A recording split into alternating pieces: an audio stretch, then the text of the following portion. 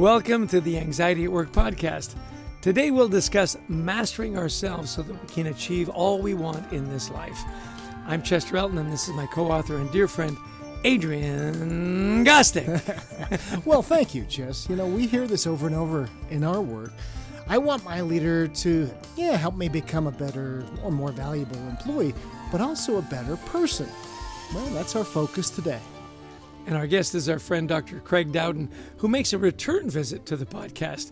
Craig is a doctor of positive psychology, a member of the Forbes Coaches Council, and an executive coach and thought leader on how to make leadership excellence an everyday practice. His latest book is A Time to Lead, Mastering Yourself so you can master your world. Welcome to the podcast, Craig. We are delighted to have you back. Thanks so much, Chester and Adrian. It's an absolute pleasure to be back again, so really looking forward to the conversation. Well, you write in your new book about some really interesting ideas, and you write this with our friend that we've had for quite a while, Alan Mulally, who's the retired CEO of Ford Motor Company. So first off, tell us about this collaboration and the premise of the book and what you hope to accomplish here.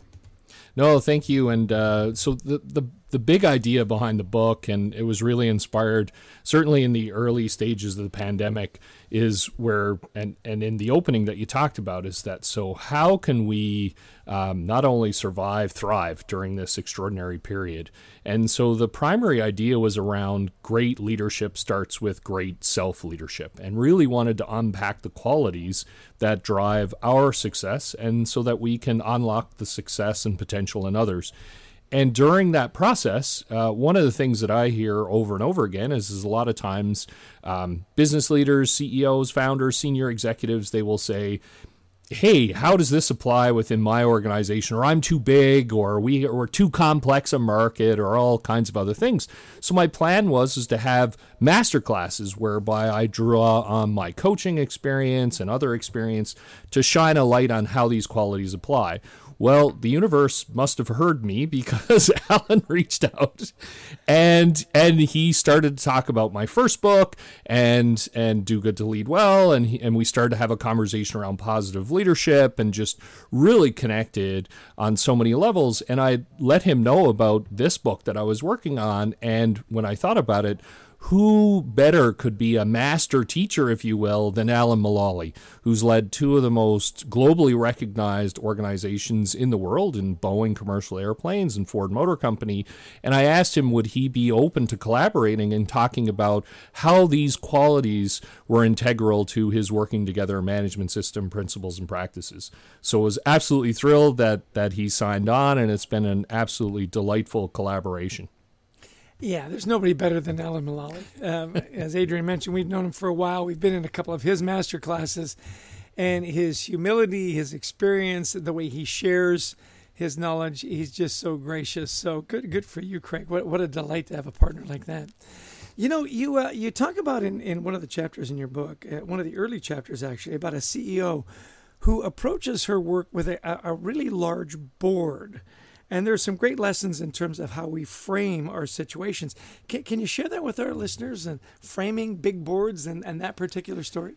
For sure. And what I love about this example is that it just has so many life and work lessons for us. So Kim Furlong, she's the CEO of the Canadian Venture Capital and Private Equity Association. And so when we were speaking, and she was on my podcast, she was talking about how she reports to a board of 40 members. 40.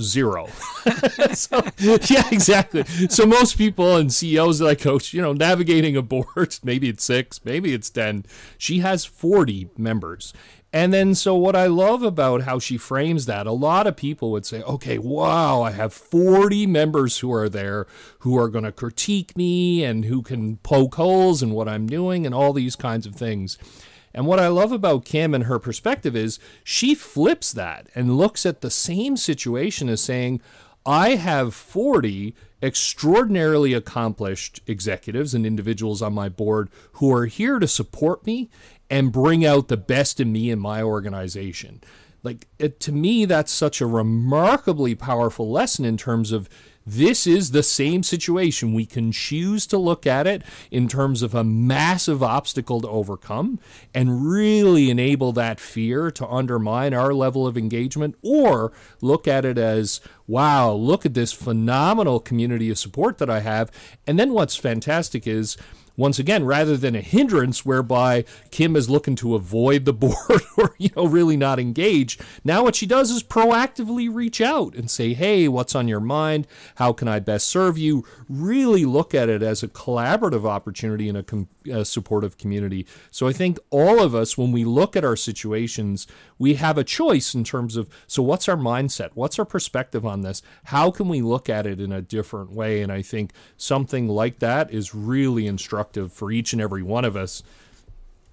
I love that. That's great. It reminds me of the old Office Space. I have 8 bosses, Bob. 8 bosses, yeah. and I love that idea of reframing this. No, I've got support. I've got people who've got my back, which kind of leads us into this idea that you talk about mastering our emotions. A lot of people use the expression, it's not personal, it's business. So does that hold water? And why is mastering our emotions so critical? Well, and thank you for picking up on that, Adrian. And I think what's really critical is especially as we've come through this pandemic and continue through the pandemic, is emotions has become front and center. I mean, your amazing book, Anxiety at Work, you're at the forefront of that conversation. And then also your work in terms of from a culture standpoint and engagement standpoint, that's all around emotion. And I think what's happened is a lot of ways people have attempted to remove emotion from the work context and work conversation. And we do that to our detriment, because engagement's all around feeling connected to each other, feeling connected to the organization, feeling connected to its purpose. And so the more that we can master our emotions, be aware of our triggers, be aware of how we engage when we're at our best and when we're feeling challenged. And to me, what I love as well is that emotions are invaluable data points. They are letting us know when things are going well and also when things aren't. And what I love is that the entire emotional spectrum is important to us. Sometimes we can over-index on the positive emotions, right?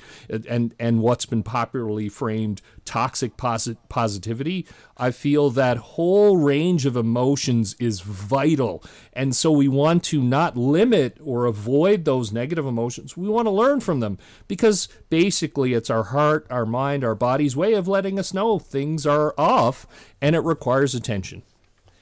I think Alan brings such an insight into that as well, the way he reframes things, the way he embraces difficulty, the way he brings people around to solve the problem. And yeah, it's always interesting to me that Alan would never say, wow, that's really a kick in the head. It's kind of like, wow, look at this opportunity we've got here. It's unnerving in a lot of ways, actually. I find it, but people that can handle their emotions like that. Which brings us to resilience, which falls very close to our book on anxiety at work. Talk to us about the importance of resilience that you've discovered, the insights in your research and your interviews. Well, it's such an interconnected space, and you're absolutely right, Chester. And one of the things, to me, one of the most profound insights that I've come across is the Center for Creative Leadership and their differentiation between pressure and stress. So they represent pressure as the extent of the demands that our external environment places on us. And then stress is our internal manifestation of our belief in our ability to deal with those demands. And what I find is so provocative and instructive about that separation is now what it shows is that pressure is external, stress is internal. So how we look at things. And then it unlocks a pathway for a more constructive, a more positive future, whereby, okay, where are the areas of my life where I'm feeling under-resourced? And now I start to ask questions around, so what steps do I need to take to address that? Is it through taking a course, reading a book, listen to amazing podcasts like yours, leaning into my community and people that I know, my friends, my family, my colleagues. So I love that resource-based approach to resiliency because it's something that's going to become more, not less important. And it's really around, we all have different areas of life that we're managing. And so what supports do we need to be at our best? That idea of support is huge. Yeah, we've got to build up a support network that will actually understand and support us. We've said before that, somebody will say, well, I talked to my mom about this and she just doesn't get it. And well, stop talking to your mom. Find somebody else. Talk to your mom about something else. It's okay. Okay, by the way, Craig, before we get into my next question, how can people learn more about your work? Where would you point them? I would say go to the website. craigdowden.com is a great way to do it. I also have a Do Good to Lead Well podcast available on Spotify and Amazon, so they can check it out. And Chester was one of my amazing guests as well, so happy to have them find us there. So I hope you got him out of his shell, the poor guy. It was a tough go, but I somehow that's good. Yeah. I was able to pull it out. Yeah. Hey, speaking of strengths, one of the things you talk about is mastering our strengths. So there's a push and pull there. So what role do strengths play in resilience and managing our anxiety at work? And how do you know when you're going too far into your strengths versus not? So walk us through that whole idea. It's and thank you for asking that. And strengths, one of my favorite definition of strength is that it's a natural talent that we've invested time and energy to develop into a strength. And so these are things that come naturally to us. And so the Gallup organization has done a lot of work around that as well, as have you both in this idea. And I think what's critical around this is that the more we use our strengths every day, the more engaged we are, the more resilient we are, the more collaborative we are, which makes sense. If I'm tapping into my core talents and the things that drive me and bring me energy, well, that would make sense that I'd be buffered against the pressure that I'm feeling in my external environment. And I think one of the really interesting lessons for each of us as well, both as individuals as well as, and in particular for leaders, is that in some cases what I found, especially during times of crisis, and I imagine you both see this as well, is where, okay, all hands on deck, and then we start to randomly assign people to, well, you got to go over here. You got to go over and help this division, this department, this project. And the missing ingredient in that is talking to Craig and saying, hey, Craig, how do you feel you can best support our team right now during this challenging period? What strengths do you see that you possess that you can bring to the table that can really bolster us? And what's fantastic about that conversation is now not only are we getting much needed support, we're also really engaging the full potential of the individual, because during times of stress and challenge, the thing we most want is a more feeling of control and influence. So by actually taking someone and putting them somewhere else where they're not tapping into their strengths can really undermine their resiliency and elevate their anxiety at work. So that's an interesting conversation, right? You're talking to people about their strengths. How can they help?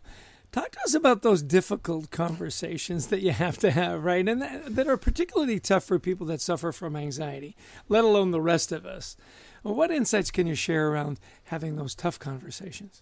Well, and it's such an important point, and I would say certainly as we've navigated this extraordinary period, it's opened the door for more and more of these conversations, and especially where, as you rightly point out, that anxiety is higher. So what are some of the really critical success strategies we can use? And I would say one of the most powerful and straightforward is prepare, prepare, prepare. What's really interesting is, and I've looked at a lot of work in this space, is for many of us, we can not prepare for these conversations. We have that feeling, we have that emotion, and then we show up and wing it, for lack of a better term. And so really being clear around asking ourselves some anchoring questions like, what do I really want out of this conversation? What do I really want for the other person out of this conversation? How would I behave if I truly wanted those outcomes? And this is very powerful in terms of providing us with a script, if you will, centering us to ensure we have the appropriate mindset, the appropriate emotion around it. And the other thing that I would say, and I love the setup, Chester, that you provided, is around how important it is to intervene early. A lot of times it's that classic idea of see something, say something. So as soon as something comes up, it's vital for us to step in when it's smaller, because it's just like the medical intervention, right? In the medical research and medical sciences, if there's a symptom there, address it early before it becomes complicated, almost too big to manage. And so the longer we leave it unaddressed, well, now guess what's going to happen? Our anxiety is going to get bigger and bigger and bigger, and then we're going to be less and less and less likely to engage in that conversation, which is critical. So let's talk about it early. Let's prepare and start that conversation. And I like that you're calling it a conversation versus I'm, telling you something, a dialogue. And that's a lot of managers do that, right? Where it's, let me tell you something, Craig. When you are working with customers, you need to do, right? And what happens in a conversation, there's some actual back and forth, isn't there? Yes, absolutely. Well, and it is, to your point about it's more, or we need to talk, or look, those kinds of things, which really shut things down. And I love that you're pointing this out, Adrian, in terms of it's a two-way dialogue. It's a two-way conversation. Let's both exhibit some curiosity here. We each have invaluable insights to share on this situation, this opportunity, this challenge. And so the less we engage fully with the other person and truly make it a conversation and dialogue, well, now it's just going to be one way. And how are we really going to unlock what any challenges are? Once again, and it can create a situation where there's more anxiety attached to it rather than less, because the person, and you're pointing out a perfect example, Adrian, where they're coming in with all their assumptions and value judgments about the other person, which can really, once again, disengage them quickly and make them feel really anxious about the whole situation. Yeah, it's amazing how much listening can do in our organizations, whether for our anxiety or for just overall engagement. So Craig, as you got a new book launching, you got a lot of stress in your life. You talk about those pressures, but it's also equating probably to some stress. So walk us through your daily practices to keep your mental fitness. Yeah, I guess one of the fun things is that I have to be careful. One of my favorite expressions is take my advice because I won't use it anyways. So I'm glad that, Adrian, that you called me out. And I think it's an important piece every single day. So prioritizing time for family and friends, absolutely critical, and having those conversations, because that's something that's energizing to me. I have two awesome English bulldogs that have tons of personality, and so get out to walk and play with them, and so that's an opportunity to disconnect. Also, I had the fortune and took the motivators assessment, so and that's something that both of you are intimately familiar with. And all seriousness, it's around, so what motivates me? What drives me? Well, my top motivators: developing others, learning, impact, and creativity. So one of the things that I find is that, well, I want and I need to make time for that. So I listen to a podcast, I read a book, I engage in a learning conversation. These are all things that are tremendously resilience building for me. And when I lose sight on it, because we all do, and I do, and if I have a couple of days where I'm off, what have I learned? I'm not learning, I'm not developing, engaged in those development conversations, I'm not thinking creatively, and then it's a great sign for me to get back to the core, to get back to what matters. Yeah, isn't it interesting, more and more as we're talking to people, those family connections. I'm listening to a great audiobook about happiness, and they give you a checklist, and it's really interesting. One of the questions they ask you is, do you own a dog? Apparently, owning a dog is like, and you've got two, so you've doubled down on the. He's twice as happy. Yeah, that's right. The dog happiness factor. Hey, really fun to talk with you again, Craig. Love having you in our lives and the book that you're writing and the connections you've got. If there were two things you wanted people to take away from the conversation today, what would those two things be? Well, and thank you. This has been an absolute blast. I always enjoy our conversations. I learn a lot through the process and having the opportunity to connect with you both. And I would say, and I'm going to build on what Adrian shared earlier, and I will use it to have the two things. It's listening. I think listening to others and listening to self. That is a vital skill, and especially in a world where it can be very easy to talk, and just have a unidirectional form of communication. And so what we want to be able to do is pick up on those signals, pick up on what's out there, and truly listen, put away our distractions, put away our assumptions, operate with an aura of curiosity so that we can better understand the people around us. And it doesn't mean we have to agree with their perspective. It's essential that we understand, though, in order for us to move forward and for us to be working together most effectively. And the same goes for ourselves. Listen to ourselves, listen to our triggers, listen to when we're in a great space. What are we doing? Who are we with? How do we replicate that? And same thing, well, if things aren't going as well today, just the example I provided, what's up? What am I not doing? What am I doing? And how can I course correct? So that ability to listen in a world filled with talking, I think is absolutely vital, and it goes both ways. Great advice. Great advice. Well, listen, thanks so much for taking the time for us. We really appreciate you sharing your wisdom with our followers and our listeners. Hope you have a healthy and happy dog-filled day for the rest of your day there, Craig. Thank you so much. This has been fantastic. Really appreciate it. Adrian, always kind of fun to have friends come back, to have Craig come back and this wonderful book he's working on with our other good friend, Alan Mulally. Yeah. So tell me, what were some of the key takeaways? What resonated with you in the conversation? It was actually quite a bit, starting with, I got 40 bosses versus, no, I got this community of support, reframing how we're thinking, which also leads, to one of the things that, that Craig's saying is like, you can't remove emotion from work. We tend to do that, right? Leave your personal life at the door. We can't do that anymore. People want to bring, especially our younger employees, want to bring their whole selves. So how do we do that? How do we allow them to process what they're feeling emotionally? That was really struck me as well, is how you reframe things. And when he brought Alan into the conversation, you and I have seen Alan do this. And the word that really popped out to me there was around emotions is curiosity.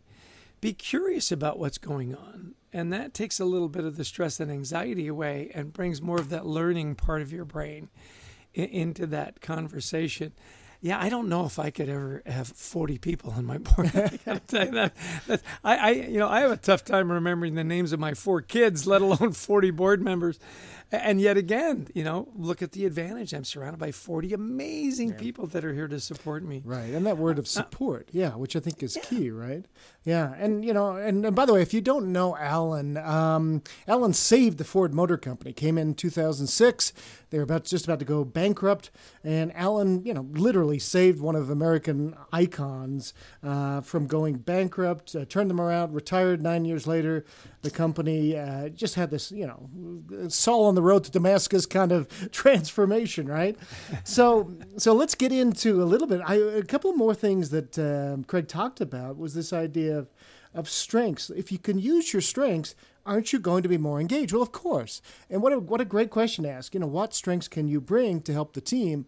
And he mentioned our motivators assessment, which we worked on for many years, built with a team of psychologists. We'll also ask people what they like to do as well, right? Yeah, how can you help? When he said, we bring everybody together and we make these random assignments. We've all been in those meetings, and then afterwards, hey, can I trade with you? Mm-hmm. I hate doing this. Mm-hmm. That open conversation and one-on-one where he says, where do you think you can add the most value? The other thing that jumped out on me was pressure versus stress, pressure being external, stress being internal. And how do you manage that internal stress and how do you tie it to resilience? It was really a simple formula that really resonated with me. How about you? Yeah, absolutely. I like that a lot. And how much pressure do we add as managers when, for example, we always have to have difficult conversations? And what he was saying was, like, prepare for it. Don't just wing it, because we tend to do that. And ask some anchoring questions. What do I want to get out of this conversation? But also, how can I make it a conversation? How can I listen? How can I see with curiosity what's going on? Because maybe what I'm seeing is not complete reality. Well, and the reason I think we wing it is because they're conversations that we put off because we don't want to have them, right? So we find, okay, I finally got to have it. Just come on in and let's do this. And we do very little preparation, which ties into what else he said, is have the conversation early. We postpone it, we procrastinate, we don't want to do it. And then the problem, it just gets worse and worse and worse. So that discipline around, let me take a minute. What do I want to get out of this conversation? How am I going to approach it? Let me prepare for it, and let me do it right away. It's kind of like, rip the Band-Aid off. Don't do it bit by bit by bit. Yeah. And lastly, I think the one last point is this idea of listening, right? That I think is really important. As I like what he said, we're in a world full of talking, and everybody thinks they're right, whether politically or on many other spectrums that could even more charged than politically. We all think we're right. And are we just going to listen a little bit? My old dad used to tell a story about, when he was at Rolls-Royce. He says one of his first jobs when he was a young engineer was to walk around one of this really important guy from Rolls-Royce.